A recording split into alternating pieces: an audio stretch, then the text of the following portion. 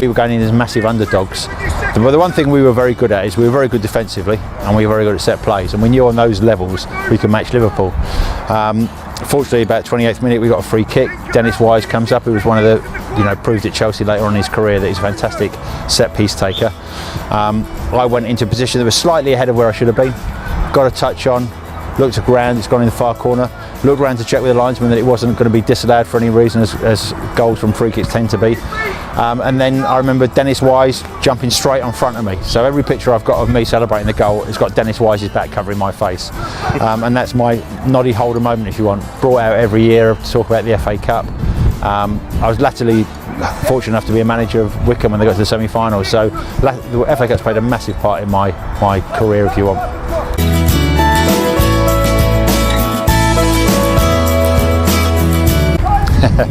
Belief. I think you've got to believe, I think you've got to have a lot of luck, and I think you've got to be a very close-knit team. We certainly were at Wycombe when we did it, we certainly were at Wimbledon when we did it, and if you're all those things, that's what a team should be. I mean, it should be the collection of individuals, it should be more than the individual collection of people, and we were in both those cases.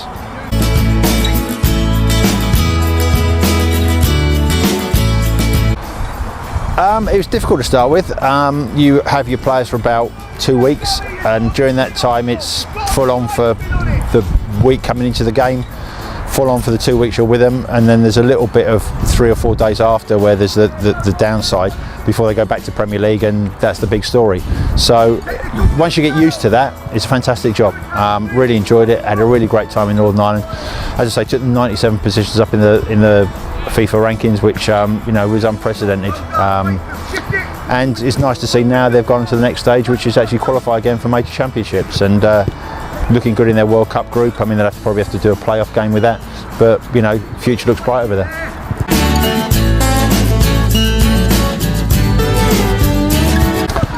Yeah, I went an unusual route. I was a schoolboy at Southampton when they used to have schoolboys. Just go down there, train from the age of 16 to 18.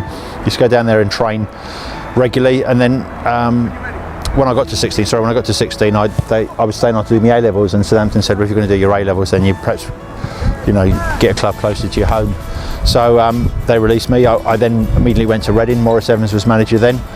He saw me, brought me into their structure there. I was doing my A-levels at a school about 200 metres from Elm Park. And in my final year, he had, well, the good sense, or some say the stupidity, not the clever sense, to give me my run out as a schoolboy. And I made my debut as a schoolboy just before my 18th birthday. I was studying for my A-levels at the time. I played 10 games that season.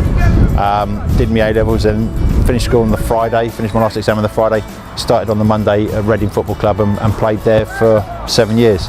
At the same time being able to go to university, which was fantastic.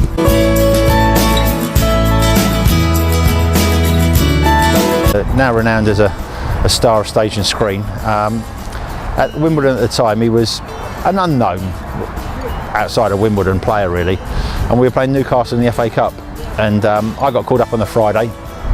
Don Howe was the coach then, and Bobby Gore was the manager, and Don said to me, Lawrie, me and Vinnie played midfield together, and I was the older statesman of the two, and he said, as the older one, I want you to do a man-to-man marking job on the young kid they've got called Gascoigne.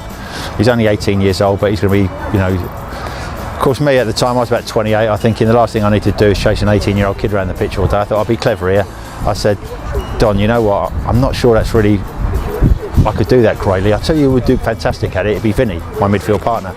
So I said, do you think? He said, yeah, he'll be fantastic at it. So I go downstairs smiling, thinking, yeah, I've mugged Vinnie off, he's going to have to spend all afternoon chasing Paul Gascoigne around. Vinnie comes up, gets told it. He's a young 21-year-old, enthusiastic, full of himself. Of course, the famous picture of him and Gascoigne getting to know each other quite well, that became an iconic moment in both their careers, and I think from then onwards he became, the public took general notice of him, and the rest is history, as they say. So that's my part in the rise of Vinnie Jones.